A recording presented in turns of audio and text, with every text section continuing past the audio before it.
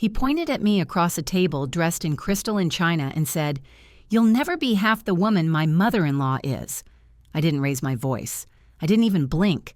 I just asked, calm as a held breath, "Will she cover your $150,000 in debts then? Because I'm done sending you money." The room went silent. His wife froze. "What debt? What money? We haven't received a cent from you." David's mouth opened and closed like he was drowning on dry land. If you're watching this, subscribe and tell me where you're watching from, because to feel the satisfaction of that moment, you need the whole story. My name is Margaret Sullivan, but everyone calls me Maggie. I'm 63, and I thought I had already learned the hard lessons until I had to learn them twice. I raised my son alone after his father packed a suitcase and walked out when David was 8. We were living in Brooklyn, then a tiny apartment with thin walls and a leaky window, the kind of place where winter makes itself at home. Robert had the kind of smile that sells you futures he never intends to deliver. "We're going to give this kid everything Maggie he'd say, bouncing our baby while pitching his next sure-thing scheme. Insurance 1 week, multi-level promises the next day, trading with rent money the week after that. The night he gambled away our roof with a stock tip and told me this family is holding me back, I didn't cry. I just counted the dollars left in my wallet and went to work. From 6 a.m. to 2 p.m., I poured coffee and carried plates at the diner, the kind of place where regulars know your name and the pie case is a shrine. From 3 p.m. to 7 p.m., I scrubbed silent offices that smelled like lemon and ambition. After that, I watched Mrs. Chen's twins so she could watch David after school, and we traded time like currency because there wasn't enough of anything else. I slept in snippets and learned the taste of determination. My boy never missed a meal. He never wore dirty clothes. He learned that a smile costs nothing and dignity is earned by the hour. Years passed. I believed gratitude would grow where sacrifice was planted. The calls from David got shorter, the holidays busier, and the invitations to see his Manhattan apartment never came. Then one Tuesday evening in March at 7 p.m., he arrived at my small place in Queens wearing a suit that looked like it billed by the minute. He sat on my secondhand couch like it might leave a mark and said, "Mom, we need to talk." I asked if he wanted coffee. He said, "This isn't a social visit." He told me about Jessica, twice mentioned, suddenly pivotal, and about her family. Thornton Industries worth hundreds of millions. "When I bring her around, you cannot mention how we lived," he said. "Mom, we were poor, welfare poor, food stamp poor." The words landed like a slap, not because they were completely untrue. We were broke, we were tired, we were always running uphill, but because of what he was really saying, erase the parts of me that embarrass you. I looked at the modest apartment he refused to claim as part of his story, at the chipped mugs I'd bought with grocery store points at the stack of bills arranged in ruthless order. "We had a good life, David," I said quietly, remembering nights I'd watched him sleep after closing my eyes over arithmetic that never added up. He didn't hear me. "This is my chance," he said, "my one shot at the life I deserve." He asked me to blend in, to be vague. He asked me to let our past go missing. 2 weeks later, he chose a restaurant where the salads cost more than I used to spend on groceries for a week. We met Jessica, who was polished and kind in that easy way money gives you when you've never needed to weigh a decision by its price. "Mrs. Sullivan, I'm so excited to finally meet you," she said, and I watched my son study the menu like it could rescue him from his origin. "All good things, I hope," I said, and Jessica smiled. "He says you're strong, that he gets his work ethic from you." Work ethic, David's sanitized translation for 3 jobs and 4 hours of sleep. I played along. I told gentle truths, and he exhaled like I'd passed a test. When she stepped away, he leaned in. "You did great, Mom. Just remember what we talked about, the past stays in the past." I nodded, but a thought caught like a fishbone. What happens when the past decides to walk through the door anyway? The call that split my life in two came on a Thursday at 11:30 p.m., when quiet feels heavier and every ring sounds like bad news. "Mom, I need help and I need you not to ask questions," David said, his voice frayed to threads. I sat up in the dark and whispered, "Are you hurt?" He swallowed air like it was burning. I need $50,000 by Friday. There are people, bad people. When I told him I didn't have that kind of money, he confessed piece by piece like broken glass shaken from a coat pocket. I borrowed from client accounts only for a little while. There was a sure thing I was going to put it back, Mom, I swear. And when I asked, how much in total, the answer was a number that tasted like metal, about $150,000. I closed my eyes and saw report cards' paper crowns from elementary school performances, the first tie I bought him on clearance. And then I opened them and became the kind of mother who does what needs doing. By 9 a.m. the next morning, I was sitting at First National, my hands folded on a desk that smelled like wood polish, talking to a loan officer about a home equity line. "You've never missed a payment," he said, and I nodded as if punctuality were a kind of wealth. At noon, I crossed town to Atlantic Trust, spreading my 30 years at the diner like a resume, securing a personal loan against a retirement that suddenly felt imaginary. By closing time at 5 p.m., I was at Community Savings signing for a credit line that bridged the gap between catastrophe and a cashier's check. The numbers marched into columns. The columns became signatures. The signatures became paper that could buy time. When I handed David the checks, he hugged me like a promise and said, "You saved me, Mom. I'll make it right." I wanted to believe him, so I did. 3 years blurred into calendars stamped by automatic withdrawals. Every month, $350 disappeared from my account like a tide that never returned. Out of 36 payments, he made exactly 4, each accompanied by a text that read like a receipt for good intentions. He wore suits that fit like armor, talked about deals that sounded like wind, and assured me his empire was just around the next quarter. I ate beans, clipped coupons, and learned to live with a future mortgaged to the past. His engagement announcement arrived by text at 2 p.m. on a Tuesday. Jessica said yes. Engagement party next month. Details to come. The venue turned out to be a country club where marble floors reflected chandeliers like constellations.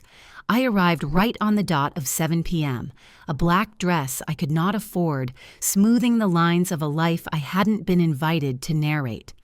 Jessica's parents were gracious in the way of people who've never had to wonder if a bill would clear. They liked me because I was quiet and useful to the story. I drifted to the bar for water and heard David behind me saying, "Family money gave me a head start. My portfolio's been beating the market for 3 years," and a cousin murmured, "Smart parents setting you up early." My fingers tightened around the glass until the ice clicked. Family money. In his mouth, my loans had been scrubbed clean and relabeled legacy. He laughed when someone asked if he'd need to support me in my old age and said, "She's more secure than I am." I turned and looked at him, all polish, all confidence, and felt something in me harden to clarity. I had been the scaffolding for a house of cards, and he'd mistaken my strength for silence. I smiled through the rest of the evening like a woman rehearsing her exit. 2 weeks later, an invitation arrived for a formal dinner at the Thornton estate to properly welcome Margaret into the family circle. David called with instructions like a stage manager arrive at 7 p.m. sharp. Be elegant but understated. Redirect any questions about investments. "Mom," he added, lowering his voice, "just keep it general." I ironed my dress, paid my loans, and carried with me the one thing I hadn't yet used truth. The dining room glittered, the china sang under the weight of silver, and as we took our seats, I knew the past wasn't going to stay put any longer. Dinner began with laughter soft enough to hide the tension beneath it. Victoria Thornton, elegant in silk and pearls, asked about my investment philosophy. I caught David's nervous glance, the small shake of his head that meant redirect. So I smiled and said, "I'm more conservative than my son makes me sound. I believe in paying your bills, saving what you can, and not spending money you don't have." She nodded approvingly while Charles, her husband, leaned forward. "And David tells us you've done very well in real estate." I felt the air tighten around us. My one small house, a house now mortgaged to cover David's sins, flashed in my mind. "I've been fortunate," I said quietly the words, tasting of irony and debt. David laughed too quickly. Modest as always. Mom's portfolio has been outperforming mine for years. Then Charles made the comment that cracked the silence open. It's refreshing to meet parents who've built something substantial to pass down. So many young people expect success without foundation. I looked at my son and something inside me shifted. Actually, I said slowly, David's success is entirely his own. The room went still. Victoria raised an eyebrow. Really? The way he talks about growing up, I assumed there were advantages, private schools, connections. My son's fork froze mid-air. David went to public school, I said. We didn't have money for private education. His voice dropped low in warning. Mom, please. But I wasn't his prop anymore. We lived in a small apartment in Queens. I continued my tone even. I worked 3 jobs after his father left. Every scholarship, every step he earned through hard work. Jessica's face turned toward him, surprise flickering into confusion. Victoria tried to smooth it over. That's even more impressive, truly self-made, but David's smile was tight and brittle. Mom likes to downplay things, he said. She's always been modest. There's nothing modest about the truth, I said, and the air snapped between us. I looked at Victoria, then at Charles. Your son is an incredible man. He built himself from nothing. That's something to be proud of. Jessica's voice was soft but steady. David, is that true about growing up with financial struggles? He shifted in his seat. It's complicated. It's not complicated at all, I said. Good people face hard times, and sometimes they overcome them. Then came the explosion. David set down his fork, the sound sharp as a gunshot. You know what, Mom? I think you've said enough. His tone was clipped, condescending, the mask cracking. I stayed calm. Have I? Because I feel like I'm just getting started. Margaret Victoria said gently, perhaps we should. But David's anger cut through her words. You'll never be half the woman my mother-in-law is, he shouted. Victoria built an empire from nothing. She understands real success, not this martyrdom complex you've been carrying around for 30 years. The insult didn't sting, it clarified. I stood, slowly folded my napkin and said, You're right, David. Victoria is an impressive woman. Tell me, will she be covering your $150,000 in debts? Then because I'm done sending you money. The table went silent. Jessica blinked. What debt? What money? We haven't received a cent from you. David's color drained. Mom, don't. 3 years ago, I said your fiancé stole money from his clients.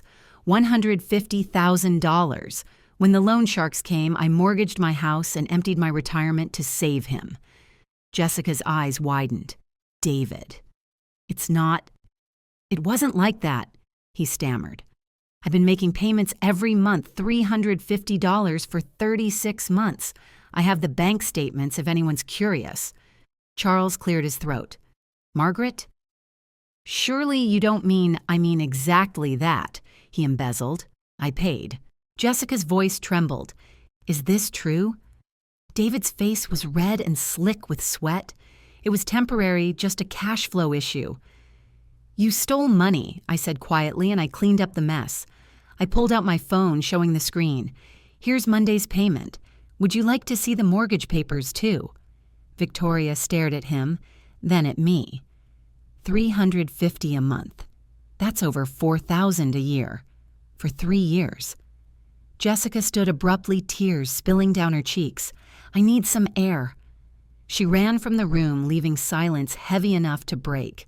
You've ruined everything, David hissed. No, son, I said softly. You did that all by yourself.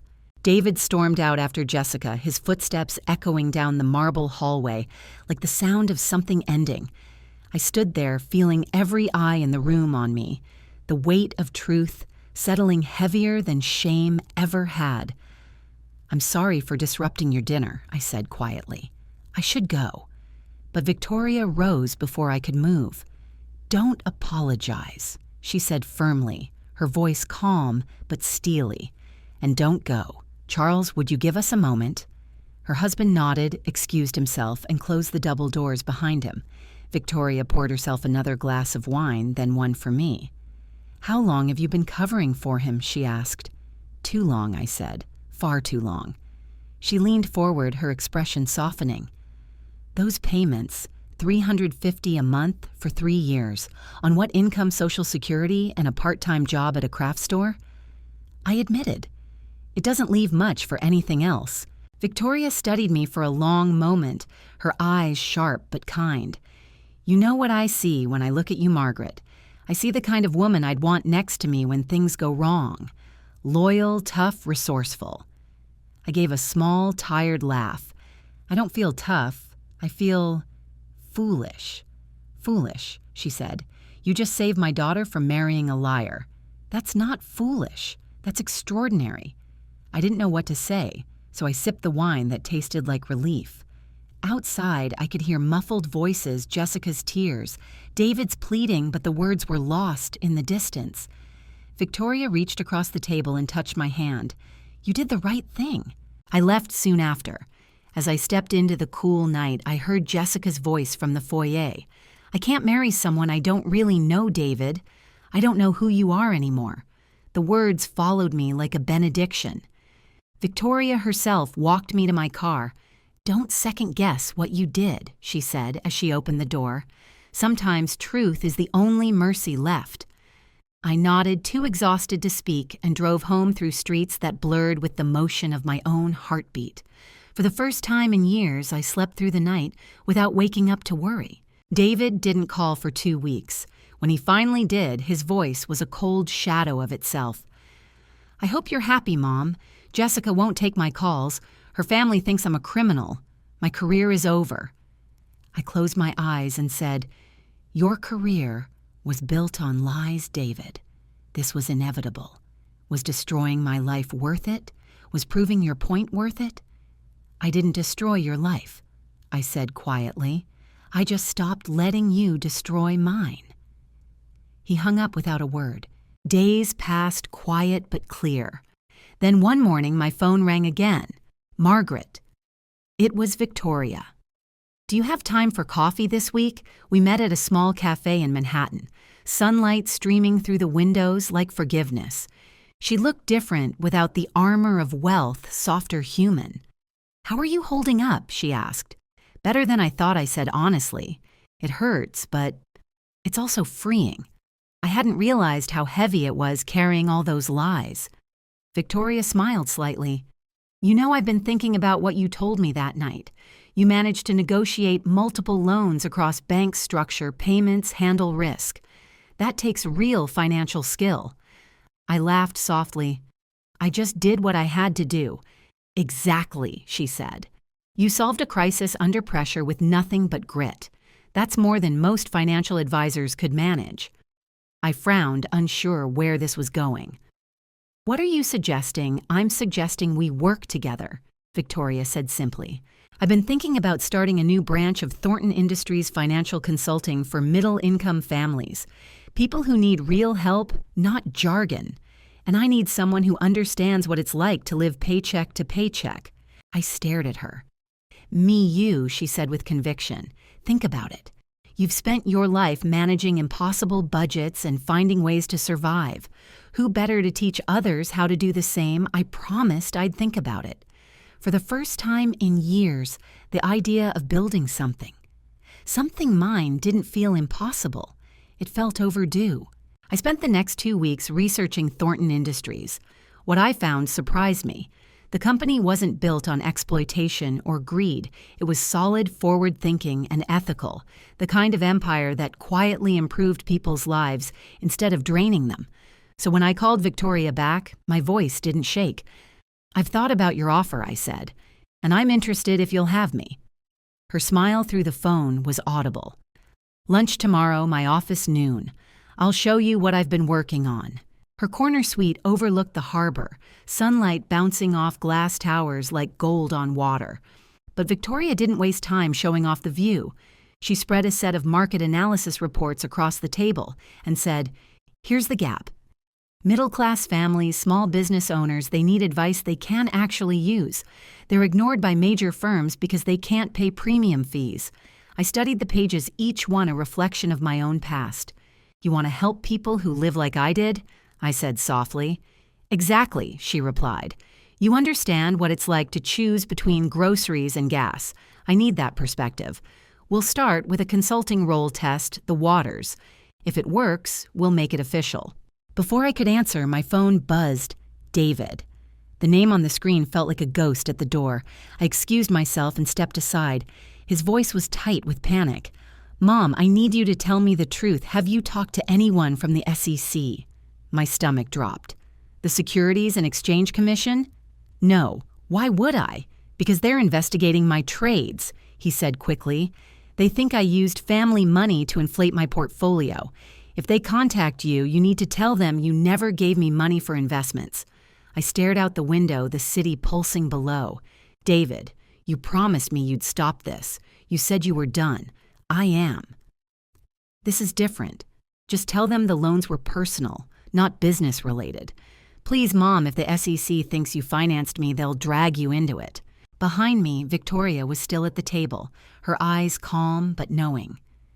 David, I said quietly, I can't lie to federal investigators. You're not lying, he insisted. You gave me money to pay debts.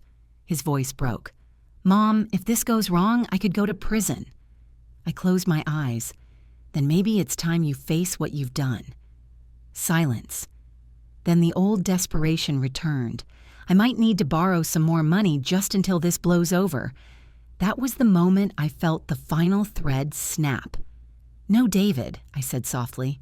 I'm done. I've already paid for your mistakes once. I won't do it again. You don't understand. I understand perfectly. I hung up and turned back to Victoria. I'm sorry you heard that, I said. Don't apologize, she said firmly. But if investigators reach out, you'll need protection. A good lawyer. I can't afford one. You can? She said with a small smile, if you're a partner in Thornton Industries. 3 days later, the SEC called. Victoria's legal team sat beside me as I answered every question, voice steady, hands folded on the table. Yes, I had loaned my son money years ago to pay debts, not to fund investments. Yes, I had documents to prove it. When the call ended, the lead investigator said gently, Mrs. Sullivan, your son is facing federal fraud and money laundering charges. Minimum 5 years. I nodded slowly, feeling the truth settle like dust. The arrest came 2 weeks later. David Sullivan, financial advisor, charged with securities fraud. I watched it on the evening news, his face grainy and pale. The headline should have broken me. Instead, I felt something closer to release. That night, Victoria called. Are you all right? She asked. I keep thinking I should feel worse, I admitted. What kind of mother doesn't fall apart when her son goes to prison, the kind who already spent years grieving who he used to be? She said softly. You didn't cause this, Margaret, and you can't fix it. I breathed for what felt like the first time in years. Are you still interested in the partnership? She asked. I looked at the papers she'd left me. The plan, the purpose, the beginning of something real. More than ever, I said, I'm tired of cleaning up other people's messes. I want to build something of my own. 8 months later, Sullivan Thornton Financial Consulting opened its doors in a modest downtown office with pale blue walls, 2 desks, and the kind of energy that only comes from starting fresh. We began small, a handful of clients, mostly single parents, small business owners, people who didn't speak the language of stocks or trust funds, but understood survival. I sat across from them not as an advisor in a power suit, but as someone who had lived their numbers. I showed them how to make grocery budgets stretch, how to save for college even when the paycheck said it wasn't possible. For the first time, the skills that once felt like burdens became blueprints for hope. Victoria and I made an unlikely team. She, with her boardroom polish, envisioned me, with my lived arithmetic of rent and resilience. She brought structure and funding. I brought the pulse of reality. We'll call it real-world money management, she said one morning as we watched the sun pour over our logo on the office door. You teach people to survive. I'll teach them to grow. It worked better than either of us expected. Within 6 months, our pilot families had paid off credit cards, built emergency funds, even started small savings accounts. When the data came in, Victoria offered me a 30% stake in the company. I tried to refuse at first. "You've already done so much," I said. She smiled. "You've done more. You gave this company its heart." The first official client I ever helped was a single mother from Queens. She worked 2 jobs and wanted to save for her daughter's college fund. Sitting across from her, I saw echoes of the woman I used to be, the exhaustion, the fierce hope, the quiet strength. "You can do this," I told her, drawing columns on paper like I once did on diner napkins. And when she smiled through tears, saying, "No one's ever explained it to me like that," before I realized that every sleepless night, every sacrifice, every heartbreak had been leading here. David was sentenced to 7 years in federal prison. I wrote him one letter after the sentencing. I told him I loved him, but I couldn't continue to rescue him. I wished him clarity and peace, and I told him that when he was ready to rebuild, he'd have to start from the truth. He never wrote back. And maybe that's how it needed to be. Because for the first time in my life, I wasn't waiting for his apology to feel free. 2 years later, Sullivan Thornton Financial Consulting had helped over 300 families find stability. We held community workshops in church basements, public libraries, and school gyms. We didn't talk about hedge funds or complex portfolios. We talked about groceries, rent saving $10 a week, and the power of saying no to the things that steal your future, one small payment at a time. People began calling us the firm for the forgotten, and that nickname became our badge of honor. Every month, $350 still leaves my account paying off the last of the loans I took to save David. But now, when I see the deduction, I don't feel anger or shame. Those payments are the tuition for the lesson that changed my life. The price of learning that love doesn't mean erasing someone's consequences. It means standing firm enough to let them face them. Sometimes the most expensive lessons are the ones that give you your freedom back. And sometimes the kindest thing you can do for someone you love is to stop saving them from themselves. I'm Margaret Sullivan, and I'm finally living my own life instead of paying for someone else's mistakes. If my story touched, you don't forget to like, share, and subscribe. And if you've ever had to let go to protect your own peace, tell me about it in the comments. Your voice matters.